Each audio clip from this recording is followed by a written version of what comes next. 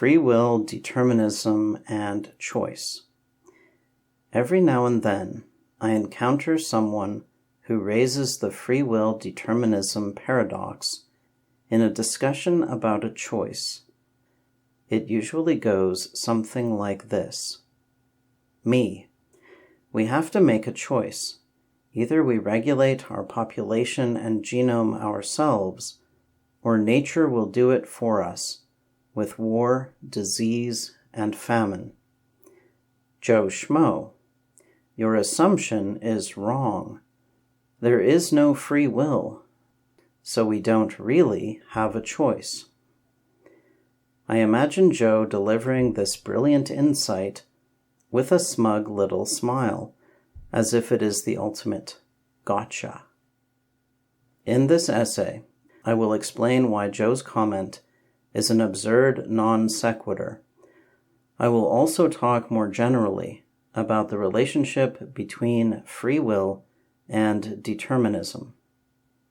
First, what is the point of bringing up the free will determinism paradox in the middle of a discussion about something else?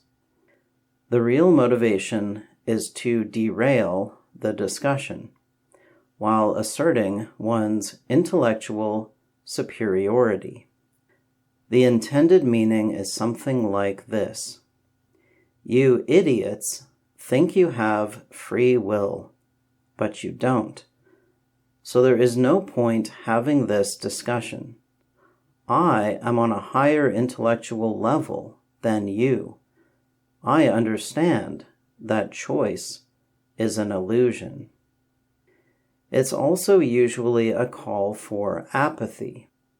If everything is predetermined, then nothing matters. So why bother?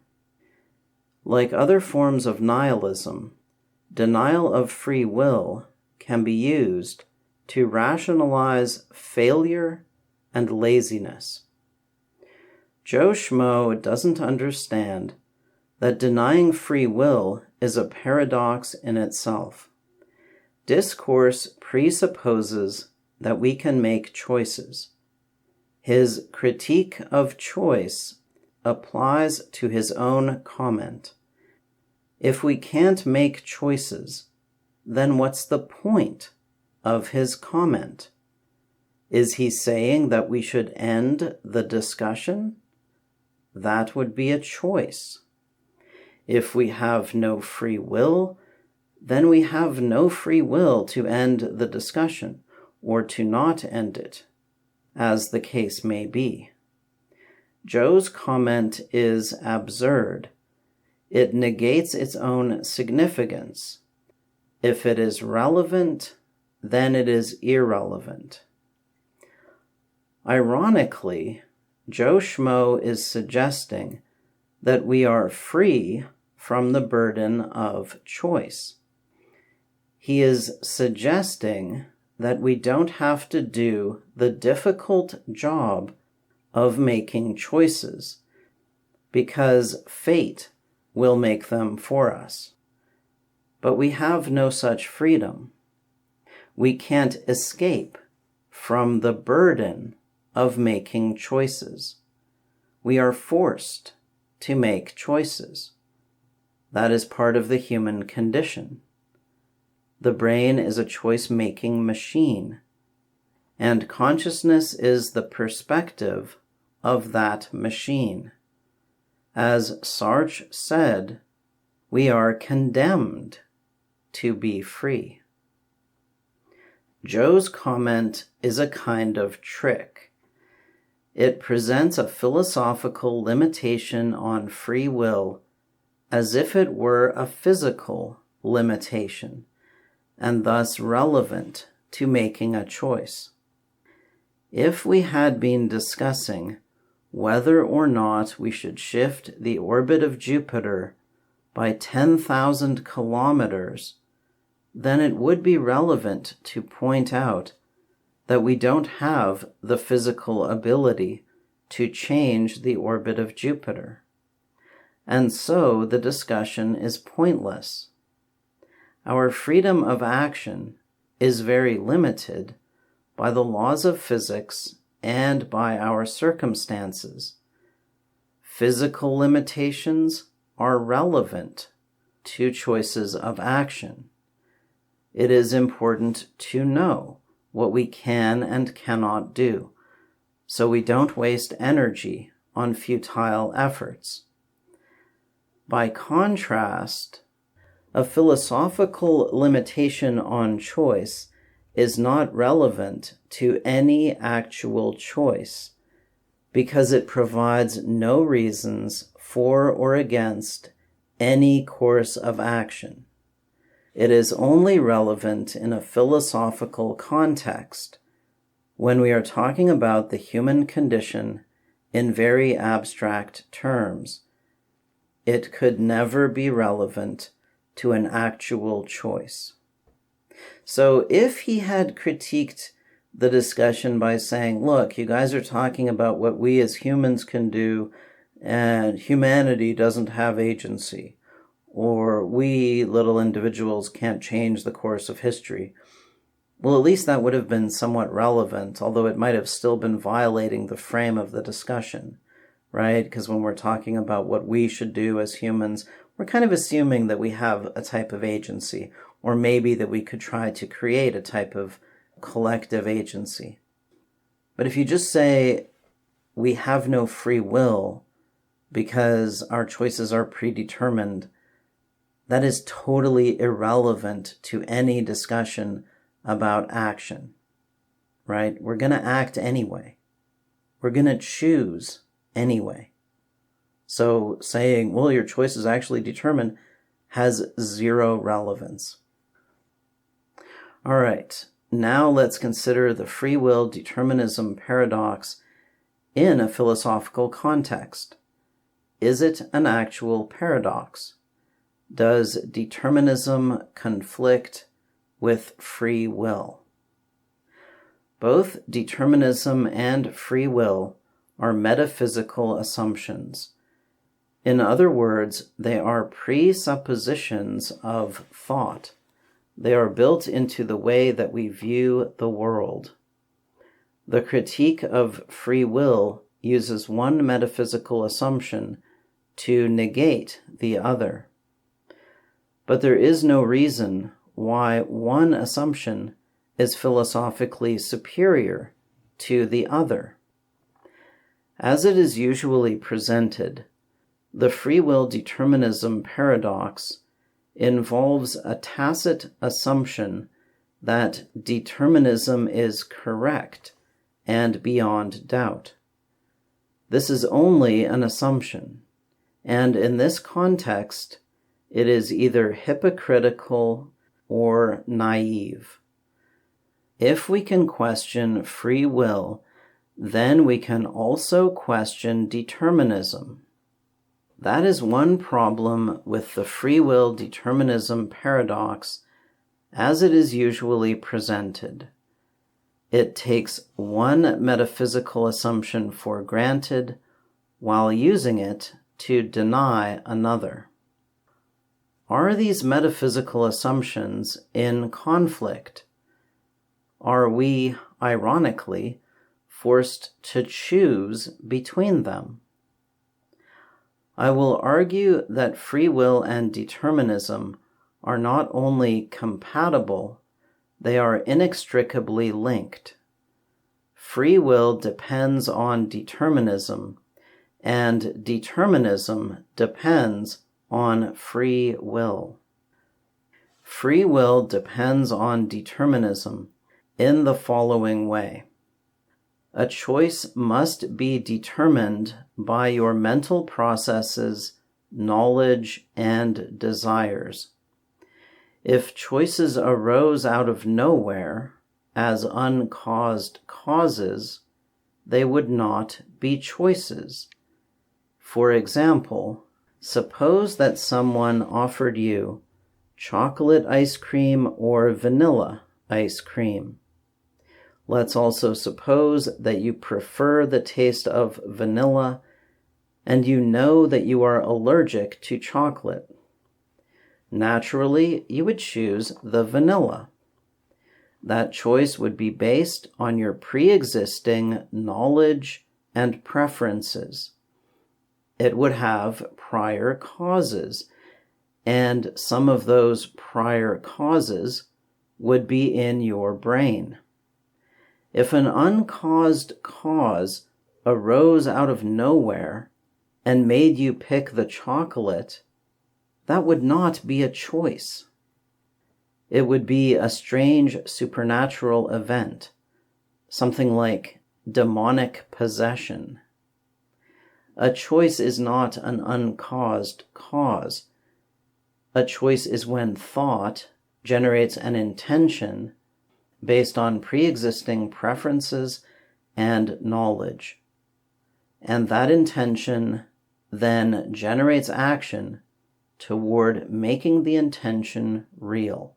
So it is like committing to a course of action, right? You consider alternatives, you weigh them. You don't weigh them randomly, you weigh them according to your preferences and knowledge, your expectation of the outcome, and whether the outcome will be better or worse than the alternatives. And then you commit to one of those things. That's a choice. And it depends on pre-existing information that is in your brain. And if it did not depend on that pre-existing information, then it would not be a choice. Free will is not free in the sense of being uncaused. It is free in the sense that you are the cause. You are free to choose between A or B if your choice will determine the outcome. I am not free to change the orbit of Jupiter because there is no causal pathway from my brain to Jupiter's orbit. By contrast, I am free to make a cup of coffee right now because I have the power to turn that intention into a reality. If I choose to make a cup of coffee, then I will get up, go to the kitchen, put on the kettle, etc., etc., and the end result will be a cup of coffee. Now, some unforeseen event could prevent that outcome. There could be an earthquake or a power outage. I could have a sudden heart attack on my way to the kitchen and die before I make my cup of coffee. But those events are unlikely. So I believe that I have the power to make a cup of coffee in my current situation. So let's test that hypothesis. All right, I'm back with my coffee. I believe in determinism. I believe that the past causes the future. I was fated to make the coffee, but it was still a choice. It was freely willed because my will was the determining factor. It was not forced on me, it was forced by me. There are internal limits to our freedom, and those are interesting from a psychological and philosophical perspective. Sometimes they also have practical relevance. For example, a person might want to stop smoking, but be unable to do so. In that case, there is an internal conflict between different intentions, a long-term intention to stop smoking and a recurring short-term intention to have a smoke. In the moment, our emotions can conflict with our conscious intentions. Imagine a man who wants to ask a girl out on a date, but every time he tries, he is overwhelmed by anxiety. He knows what he wants to do, but he can't do it. Our intentions and actions emerge out of many different and often conflicting desires. In a sense, we don't have total control over ourselves. Reflexes and habits can override conscious choices. The will is limited. Our freedom is also limited in the sense that we can only intentionally do what we want to do. For example, there is no external constraint that prevents me from killing myself right now. I could get a knife and plunge it into my heart. In fact, I have a knife right here on my desk. I could pick it up and stab myself in the heart and end my life at this very moment. But I won't, because I don't want to. That's not really a constraint on my will. That is my will. I choose not to die. I am not really free to kill myself because I don't want to die, right? So I'm not really that free to do that. So that is a kind of limitation on the will, but not really, because it is the will. It would be a mistake to think of the will as a constraint on itself. Determinism is often presented as scientific and objective, while free will is dismissed as mystical and subjective. This is naive. First, let's be clear that determinism is not a scientific claim. Science does not tell us that reality is deterministic. Determinism is a presupposition of science and of thought in general. Scientific theories describe the world in terms of cause and effect. And so science depends on the assumption of determinism. However, science also depends on the assumption of free will. We can only test scientific theories by experiment, and experimentation presupposes free will. In an experiment, the experimenter manipulates one variable, the so-called independent variable, and observes the effect on another variable, the dependent variable. In other words, he observes the effect of a choice. Some theories can't be tested by experimentation, such as the laws of planetary motion. But the underlying physical laws are established by experimentation and then applied by analogy to things beyond our control. And we don't formulate physical theories just to explain what we observe. We use those theories to act in the world. We may not shift the orbit of Jupiter, but we do put satellites into orbit and send space probes to Jupiter. Ultimately, all knowledge is about action. Science is ultimately about how to exercise our free will. There is a sense in which determinism is objective and free will is subjective. It is not that determinism is an objective truth, whatever that would be, or an empirical claim. It is that our subjective models of objective reality are deterministic. We model the world in terms of cause and effect.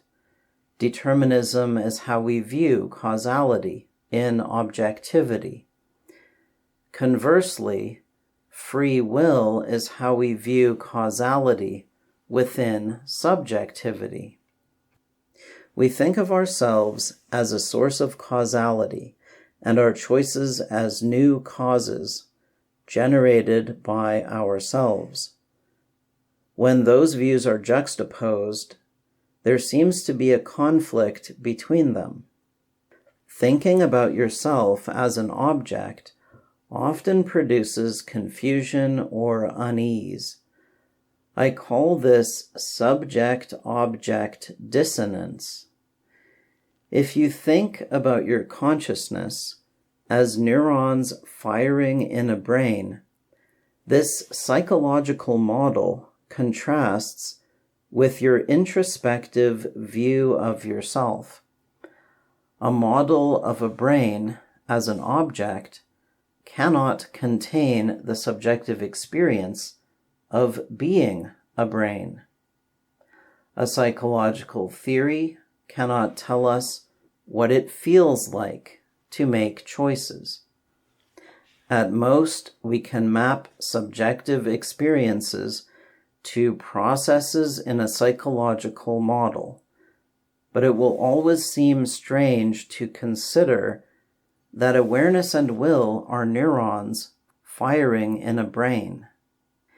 If you presume that the psychological model is epistemologically superior to the introspective model, then you might reject the introspective model as an illusion. That's the meaning of the self is an illusion, which is another pseudo-profound saying often found in the company of there is no free will. However, the apparent conflict between the psychological and introspective views of the self can be understood as a difference between views, not as a contradiction or paradox. Viewed as a subject, you have free will. Viewed as an object, your choices are determined. The resolution to the apparent paradox is to understand those two views for what they are, two views. From your perspective as a subject, your choices seem not to be determined, precisely because you are the determining factor. If you reflect on it, however, you will see that your choices must be predetermined by your preferences and beliefs. If they were not, they would be random events, not choices. The will must be predetermined, or it would be meaningless. A choice is not the creation of new causality out of nothing. It is the causality of the universe flowing through you. You are part of the universe. You are part of objectivity. You are part of causality.